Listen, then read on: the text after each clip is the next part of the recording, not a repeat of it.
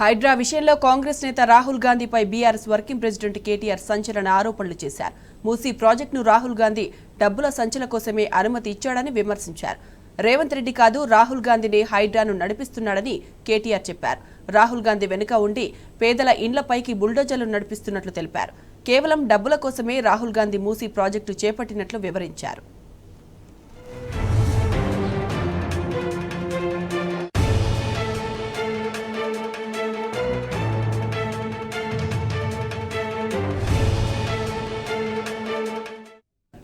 హైదరాబాద్ నగరంలో బుల్డోజర్ ప్రభుత్వంతో ప్రజలు చచ్చిపోతుంటే రాహుల్ గాంధీ ఎక్కడున్నారని కేటీఆర్ ప్రశ్నించారు.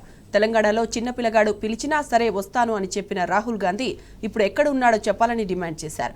ఢిల్లీ డబ్బుల కట్టెల కోసమే రేవంత్ రెడ్డితో కాంగ్రెస్ అధిష్టానం పేదల ఇళ్లను కూల్చేస్తోందని కేటీఆర్ తెలిపారు. ఈ ప్రాజెక్టు ఏ కాంట్రాక్టర్కు ఇస్తారో కూడా తెలుసని, ఆ వివరాలను త్వరలోనే బయటపెడతామని కేటీఆర్ ప్రకటించారు. కాంగ్రెస్ అధిష్టానానికి మూసీ నోట్ల కట్టలు కావాలి, కానీ మూసీ బాధితుల కష్టాలు పట్టవని విమర్శించారు. ఇది మూసీ బ్యూటిఫికేషన్ కాదు, మూసీ లూటిఫికేషన్ అని కేటీఆర్ వివరించారు.